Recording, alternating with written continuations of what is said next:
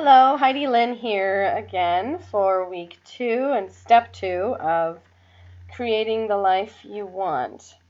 This video today we're going to be talking about taking action. Now, everyone in life, when you get down to the core of it, really wants the same things. We all want fulfilling relationships, fulfilling careers. We all want good health. We all want enough money to live comfortably. We all want the same things, but we all go about it in different ways, or with no way at all with those who don't take action. But it's not necessarily the right beginning or the right thing you're doing that's important. It's beginning in the first place. Because, we may have these big grand ideas and thoughts, but if we don't do something about it, then we're still going to fail because nothing's going to happen. I think sometimes we get caught in, seeing other either famous people or people who seem to be hugely successful and thinking, oh, they must have had it handed to them or they have this special gift. But in reality, that doesn't come without a lot of work. Someone, somewhere, had to work really hard for that success. Now, whether it really was handed to that person or not, the person who handed it to them had to work really hard for it. So we can't really get away with not working hard for things and still getting them. So some things I wanted to talk about today, one is knowledge is power in reserve. Now, I know there's this, saying out there that says knowledge is power, but it's really not. Knowledge is good, and it leads you to power, per se, but it's still in reserve, because if you don't have the appropriate action behind that knowledge, then you're still not going to get anywhere. So, knowledge is power in reserve. It's there, and you can use it, but you're not going to get anywhere unless you do use it. Also, it all starts with our belief system. Now, everything we are comes down to our beliefs. It is the driving force behind our behaviors and all the different types of results that we get in life. Everything comes down to our beliefs. If we change our beliefs, then we'll be able to change our behaviors. When we change our behaviors, that's when we can change our results. Now, it sounds kind of simple, just believe something different. But it's not. It's really complicated, and it's really hard, and it takes a lot of effort and a lot of self-control and self-discipline to be able to change our belief systems. Because these are things that are instilled in us as children from our parents or other caregivers, and it can be very, very difficult to overcome these. But it's not impossible.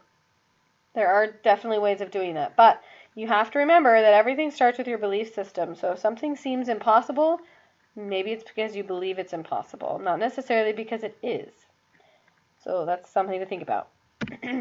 Fear is definitely the biggest factor behind not getting things done, right? Because usually, if we are avoiding doing something, it's because we're afraid for whatever the reason might be. We're afraid we're going to fail, or we're afraid we're going to be successful. Because fear can really hold us back.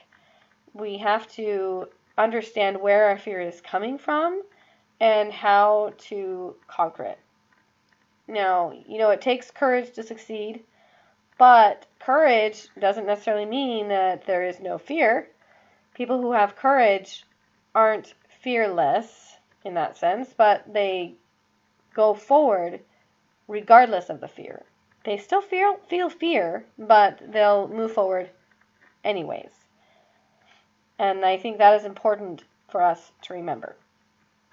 Another point I wanted to make is that small action, even if it seems insignificant, impacts our success. We really could have the best idea and the greatest plan in the world, but without action, we'll still fail. We just need to move. Get moving, go forward.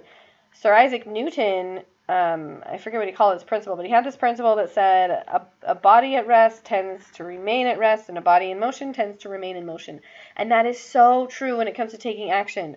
If you are not doing anything, then nothing will happen. You do nothing, nothing happens. You do something, something happens. If you're moving forward, if you're taking action, even if it's a really, really small thing, it still causes a change to take place.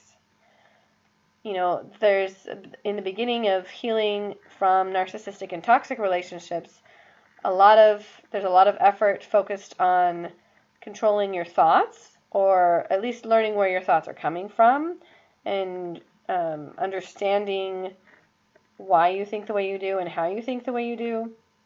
Because once you can understand it and be aware of it, then you can start to change those thoughts. And changing a thought pattern that you have can seem really insignificant, because the only way to get over a certain behavior in your life is to consistently and intentionally think and do something different. And that all starts with small, really small things, but it can have a huge impact on you later. So I hope you enjoyed this video. Come back next week for step 3. We're going to talk about committing to something. I hope you can take some of this information and think about it this week and start taking some action. And until then, I'll see you next week. Take care.